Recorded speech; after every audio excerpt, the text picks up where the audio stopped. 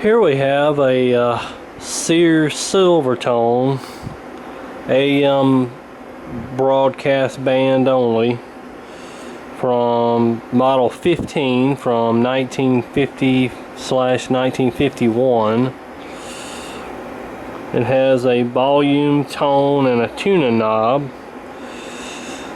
and this set does have the back on it. I've got it already removed.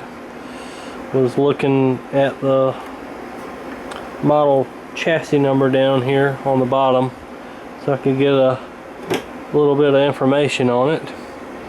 But this set I acquired from a friend of mine who ran into about 33 radios at an estate sale. The lady was a radio collector and had them everywhere. When this set's plugged in, it basically lights up and you hear a hum and there's nothing happening, and there's no dial string movement. Lucky me, I always end up with these. So anyway, I'll demonstrate what's going on.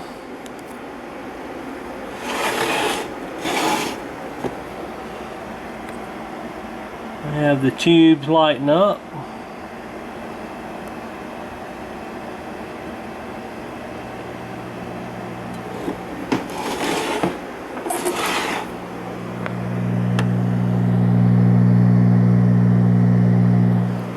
Get a slight filter hum, and it's basically dead. There's no static, and of course there's no dial movement. But even when we come over here and come back here and move the tuning capacitor, there's no reception. Move it all the way across the dial and there's no reception. So I guess we need to pull the chassis and see what's going on with it. Okay, we have our chassis removed from the cabinet, and there's evidence of leaking wax from the capacitors. Here's the chassis here. Speaker's in nice shape. Dial cord was rotten and broke off, and I found the spring for it laying in the chassis, or in the, in the cabinet. So there's our spring for our dial cord. I'll have to keep that handy. So anyway, here's the chassis. A standard 5 tube, or excuse me, a 6 tube. This one's a 6 tube. Basically an AA5 set. It has 6 tubes, so it has the 35 volt rectifier and the 35 volt audio output tube. So a 35Z5 and a 35L6. So anyway, I think we're going to need to perform some basic voltage checks and find out what's going on here. But visually I can already tell we have a capacitor separating here. It comes from the rectifier tube to the 12 SK7, and so that'll definitely need to be replaced. And we have one of these Sprague Black Beauties. It's one of those ones that doesn't have the it's not a bumblebee, it's just a regular black one, black plastic coated capacitor that'll looks like a old replacement that'll need to be replaced again. And here's our electrolytic filter capacitor, which will probably need to be replaced as well because there's a slight hum in there. So I'm going to perform some voltage checks, and I may even hook up the signal tracer and see if we can track down where the signal stops at. Okay, I've already found a problem in examining up under this chassis. I'll demonstrate this here by moving our light a little bit closer so I can give you a better look. We've got this Sprague Black Beauty here that's been tacked in from Looks like between pins 3 and 4 here, looks like they did an okay soldering job on pin 3, but when it comes into pin 4, right on here on the bottom of this resistor here, this large resistor, it's not even connected. So if you can see where the screwdriver is here, and just you can just move this thing around. It's just loose. So somebody literally tacked that in. That's the reason why, you know, I always say on these videos, I try to stress, you know, getting a good solid mechanical connection on your repairs, because what you end up with is a hack job like this, and you know, it's not going to make continuity, and the radio is not going to work. Now, I'm not saying this is our problem, but this capacitor is old, and basically it's a, you know, a hazard anyway from exploding. These plastic spray black beauty or whatever you call them capacitors, that plastic coated paper capacitors, are very prone to exploding and shorting. So I'm just going to go ahead and replace that capacitor, and I believe I'm going to go ahead and replace this capacitor. As you see, it's separating anyway, so those will definitely need to be replaced, and that'll be a good start. Well, I did a signal trace on it and found on the second IF tube here, the signal coming in pretty loud here, and once I actually got it tuned to a station, I just held my probe here and tuned across the dial and actually got a station, and then I started hearing it through the speaker a little bit, so I tested here on the output and found it lower or higher here than here, so I knew this tube was working correctly, but then when it came to here it was lower. So I replaced this coupling cap here. Had a feeling it was shorted, and the audio improved quite a bit after that. That's a coupling cap that goes between the second or the first audio tube to the main audio output tube, the 35L6. This resistor is a 2-watt 1200 ohm resistor, and I don't happen to have one of those, so we're gonna have to figure out what I'm gonna do with this, because it seems to be heating up and sweating out this sort of waxy fluid. So this, I believe it needs to be replaced. And this resistor here is about double the value on that one. A 15 ohm resistor was reading about 36 ohms, so it needs to be replaced, and I'm going to replace that. And this 150 ohm here was reading about 200, so I'm just going to go ahead and replace that one too.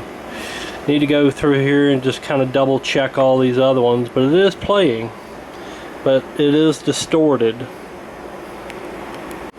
Well, I looked in a junker TV chassis and found this 1.2K 3-watt. So it looks like we're in business. I'm going to go ahead and replace that sweaty resistor. And here's that sweaty resistor. That's what it looks like heated up, and it's really hot. So there's some stuff oozing out of it. It looks like wax. So I'm going to go ahead and replace that with our junker TV chassis resistor.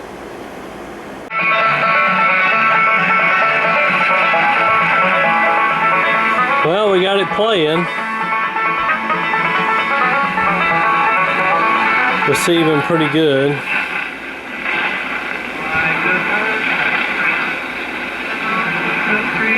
We get this bluegrass stations up out of the mountains in North Carolina, Tennessee, and Virginia. I think that was out of Bristol, Virginia right there.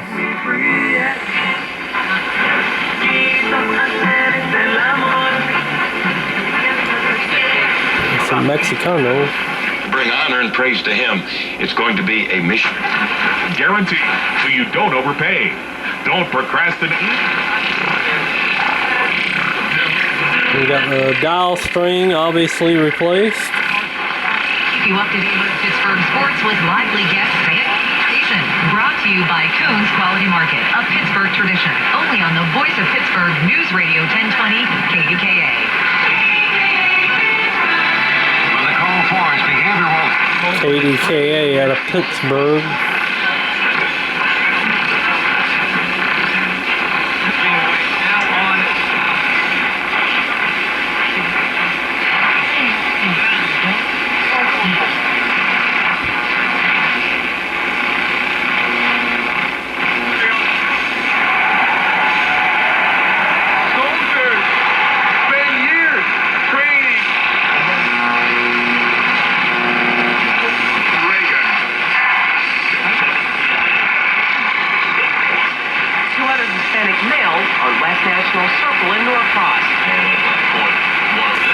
$750 out of Atlanta. WSB. England County, Center Parish, WSB. A 12-year-old boy who was on life support after suffering a heat stroke earlier this month has died. Johnny Tolbert was doing conditioning drills during football practice at Welcome Hall Park on July 14th.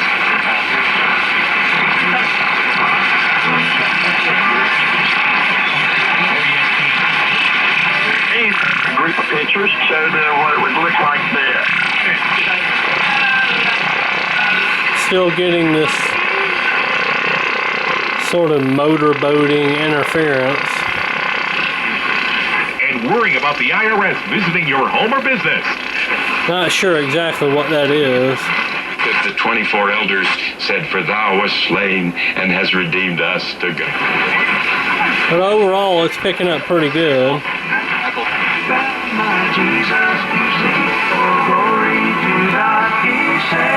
Well, I think I'm gonna, I still need to replace a few more resistors that are out of tolerance. I still haven't done that.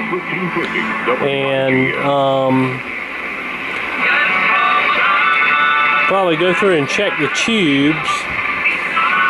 And I'll show you the underside of the chassis whenever I get done replacing the rest of the resistors, and then we'll go check the tubes. Okay, I got all the resistors replaced, and the I did go through and check the tubes. I did that off camera. Did that last night. This is the next day now. So yeah, I had to end up having to replace like 4 resistors in this thing, and here's all the capacitors and resistors replaced. Our 15 ohm resistor, this 150 ohm resistor. I did replace the sweating resistor with that one out of the TB chassis. It's been doing good. This 330K resistor was reading about 700K. Replaced that. And this one's just slightly, you know, it's within tolerance, but slightly, so I left it. This 1K was reading about 1.5K. Replaced it. And these two here were within tolerance. So yeah, about half to 3/4 of the resistors had to be replaced, which, you know, thankfully isn't too many in this set here. And this resistor here was within tolerance. So with that being said, I think we're ready to fire it up. Okay, before we fire it up, I think I'll point out this dial string. Did replace it pretty easy. You take out these 2 screws and these 2 screws, and that dial pointer runs on the tuning capacitor. There's a shaft that comes out that presses onto. You just remove those 4 screws there and pull the dial pointer off, and the whole thing comes off.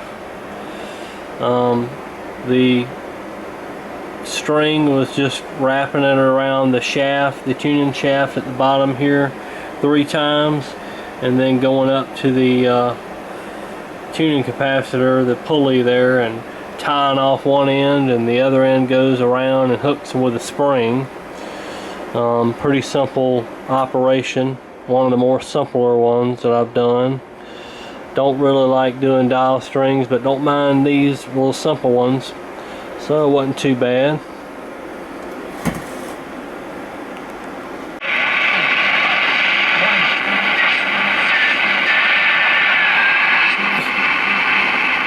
Always have camera noise.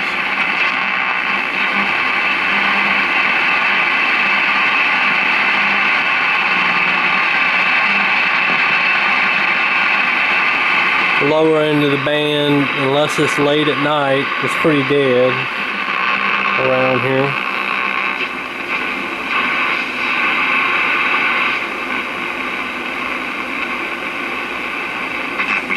White House Deputy Press Secretary Eric Schultz critical of Congress for failing to pass a bill to fund the fight against the Zika virus. Today's news should be a wake-up call to Congress to get back to work. Russian weightlifters are banned from the Rio Olympics after multiple cases of doping. The International Weightlifting Federation calls the dope...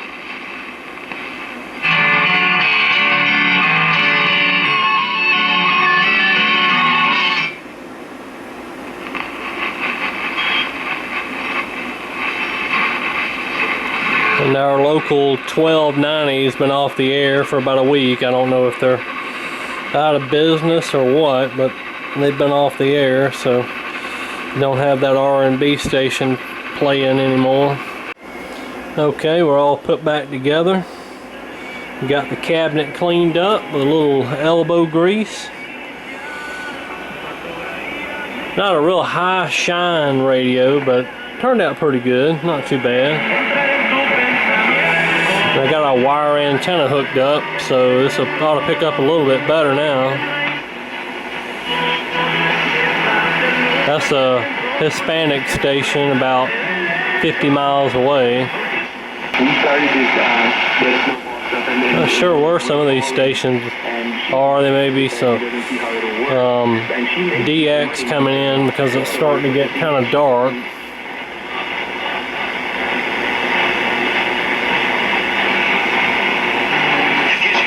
Miles per gallon. Got a V6 engine. Not quite dark yet, but about another hour it'll be dark. That maketh himself poor, yet hath.